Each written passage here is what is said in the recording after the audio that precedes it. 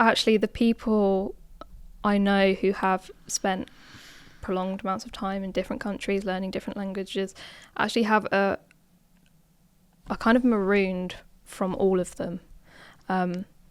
They enjoy them, they respect and like different parts of the different cultures, they have friends and loved ones in all of these countries, but they have a diminished sense of home that wounds them. And this is why, of course, my argument, the one I'm presenting to you, will be skewed by the fact that I have no descendants for the last at least 500 years who have really come from anywhere else. I think I've got 2 from France. Right. And that's about it. But does that make you slightly less English than those who don't have 2 from France? Are you less involved? In a sense. But we can't say that, X percentage equals X amount of love, because as we both agreed, there are people who've been here for generations who hate the place because they've been taught to hate the place. But nevertheless, there is this felt sense that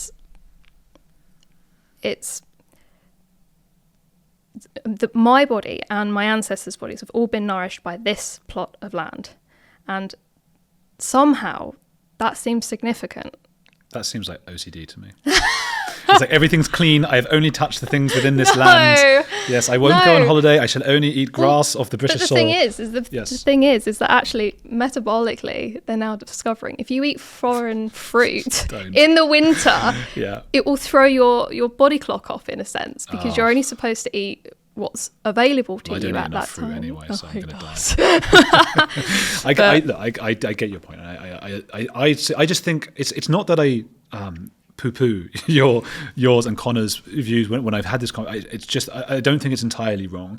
I don't think it's as relevant as you say, and I think it's untestable in the vast majority of people, and therefore a bunch of hooey. And so many people, as you say, have had such a lineage and are not pro the West, that I just think, okay, you know what? Nice theory. They're unhappy though. Yeah, well, I mean, they have identity issues because they feel they don't belong, because they've cast off the place that they are, but they have nowhere else to go. Still, I think their being of complete 100% British lineage gives you very little idea as to their likely politics around the West, because there are loads of immigrants. Also, particularly from the sort of colonial countries, the Commonwealth countries, as you alluded to before, who are like mad for England. You've met those guys. There's loads of like Indian guys who are just like love England, the England flags and all of that stuff, proper Cockney and all of that. And then there were these it's just too flim-flammy for me to work as a philosophy. Well, this is the thing. I don't think it's flim-flam, but I can't get down deep enough yet. But I know that it's there, which is why I want to have conversations like, it's not there. It's not there. I told Connor that, and I'll tell you that it's not there. It's almost a spiritual thing. It's like you're playing. But why does spiritual mean it's not there?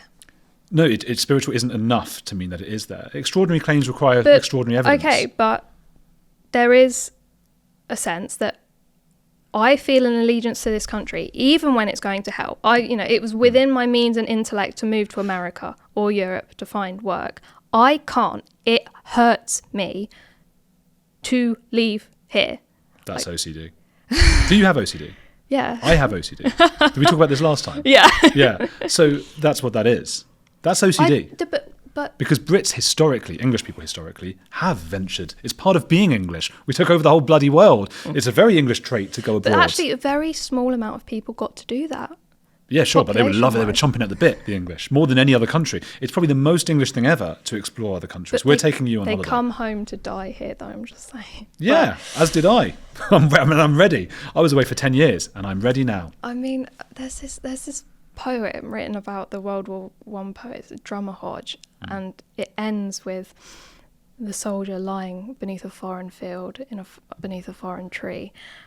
And that hurts to read, because he's not home and he never ever will be. Yeah. But he died in the name of it. Why do we go to war if we have no sense of allegiance that is simply, well, I can adopt this, and if it all goes bad, I can move elsewhere? No, well, I agree with you, and I think those people, whether they are first, second, third generation immigrants, some of those people feel passionately, and that's what's important to me. And maybe that's unprovable and untestable in an objective fashion as well. But you can see the way people behave and act. I think that's easier to see than how many generations back they go, and then they find out they were actually adopted, and so on. That's untestable. But those, there can easily be a guy who's come over from India, loves this country more than anything, goes to war for this country, and then dies in France, and as he's dying, has that exact feeling that you're talking about of, gosh, I wish I were in England now, my country. I think it all boils down to, I don't believe Englishness is wholly learned, that you're born a spirit into a body which just happens to be on this piece of land in this time and place, and you're a blank slate and you learn everything. I think there is something more. I do have the nativist argument with regards to learning, that we are inbuilt with some stuff. Well, you touched on something which I also disagreed with Connor about, who I love. I love him and you. And I love having these conversations. But the spirit, which is something I fundamentally don't believe in, and probably half of my audience does, and I'm happy they still watch. Do you mean in a any kind of sense? So for you, consciousness itself is just a biological byproduct. Yeah. Okay. You could make one of us. It's really sad. It's really sad. Then why believe it? Well, that's it. But you can't make yourself believe things. If I could choose, if I could take a pill and it made me believe in all of the religion stuff, I would do so. I would love that. It would make things much nicer. You can. I would love that. I maybe I will. I started from your position, right? That doesn't mean it's progress. You've regressed. See, that's what I thought, but I was deeply unhappy, and now I'm grand. Yeah, I mean, great, but it doesn't make it true. Yes, but downstream of your argument, you have the trans stuff. So yes. You're just a person who biological complexes go wrong, and then you appear in the wrong body. No, you're just a guy or a girl. The trans stuff is spiritual in what I see as the same way as to you and they say a sex spirit and gendered soul. Gendered soul. Yeah. But the non woo people in that will still say that is a biological fault, and that they still. Well, they're wrong. They're fundamentally wrong. I agree that they're wrong, yeah, but that argument is downstream of your supposition that the consciousness is just a byproduct of biological processes, in which case the biological processes go wrong, and then you can have the wrong brain, which is how some people term it, rather than the gendered soul. But that's not how biology works. Brain. They're just reading biology wrong. That's like me saying, evangelical Christians do some crazy things. Well, that is downstream of the Bible. And you can say, well, hang on, but that's not my interpretation of Christianity. They fundamentally wrongly looked at how biology works with no evidence. It's absurd. Biology works a certain way. You have men and you have women. I know you agree with this. Yeah. That's how it works. They are saying... But I think that kind of Gnosticism is downstream of your framework. Potentially, but it doesn't matter. Because I know it doesn't mean that one doesn't equal the other, but it is a vehicle for it. I can agree with you and others that not having a belief in God might actually be really problematic for society. We don't know. It's so, these things are so difficult to work out. But it looks like, and I had a great chat with Mel Phillips about this, and she won't sort of say one way if she's a believer or not, but she seems to be. And she just wrote this whole brilliant book about Christianity, Judeo-Christian values leaving and what's coming, all of that stuff. And that might be true. However, no matter what, it doesn't matter, because I can only believe what I can believe, and if it's not true, it's not true. But you don't know that it's not true. No, I don't. You currently don't. So. No, but I don't know that anything is not true. I need sufficient, extraordinary evidence. Extraordinary claims require extraordinary. I would need extraordinary evidence, particularly for the God of the Bible to be true. For a God of something that created us, what the hell do I know? Well, I'm vaguely of the opinion that all descriptions of God, regardless of the religion, we're talking like God in the capital G sense, and not his representatives like Muhammad or even Jesus, is simply a phenomenon which everyone is describing differently. So they're all capturing elements of it, but it's informed by the culture of which they originate. So obviously Jesus is black in Africa and he's white in Europe. But what if he was just a magician?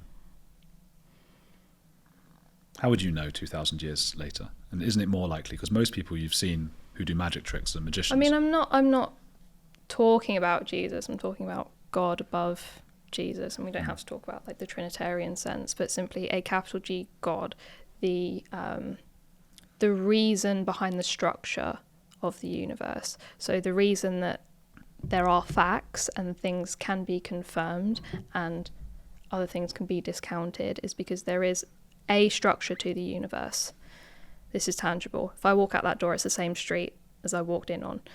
If it was the edge of the universe one day and then a desert the other day, we could say that there isn't a tangible structure to the universe, but there is. Yeah.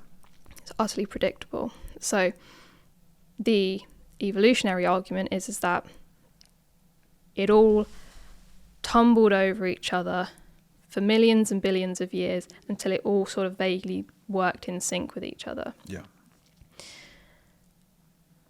Humans have a problem with intention. If there is a pattern and there is an order, we really struggle to understand how it would come about in any other way than rational thought.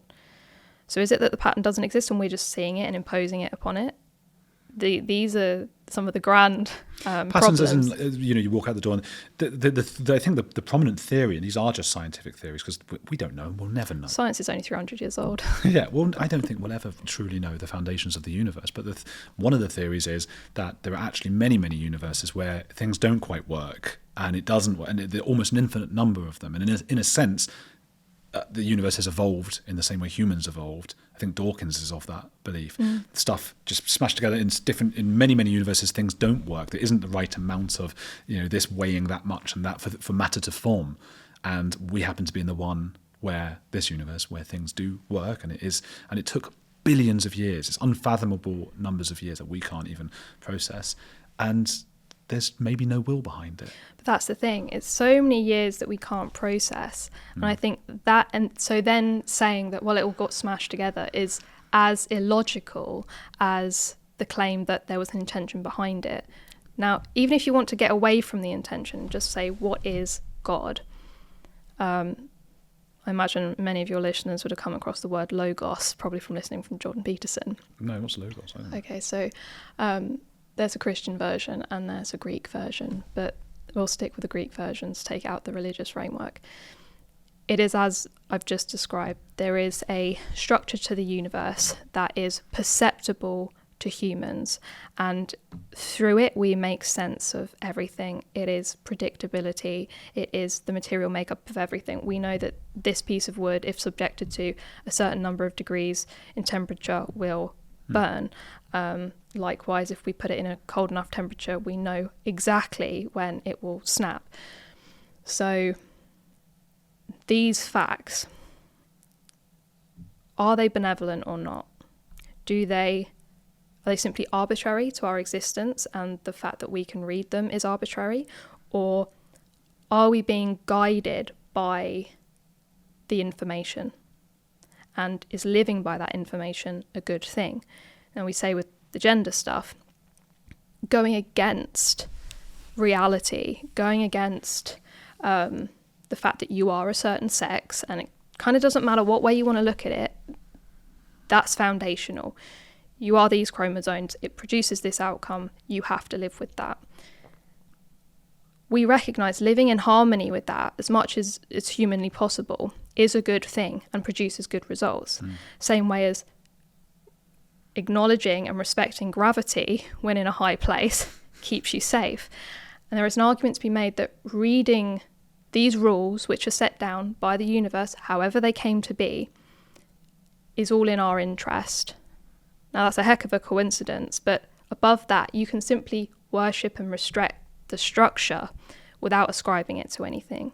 It's not a coincidence, and I said this to Connor as well. It's not a coincidence because we evolved over 200 or 300,000 years to fit our environment perfectly. So for men to do certain things, for women, this is evolutionary biology. So again, it's unfathomable time. given birth would say we're not quite there yet, but because evolution's not perfect. If there were a benign or a benevolent creator, I think they probably would have made it perfect. The reason it doesn't quite work is because our brains got bigger at a quicker rate than vulvas or whatever, and that's why it doesn't work. To me, it all speaks to evolution. But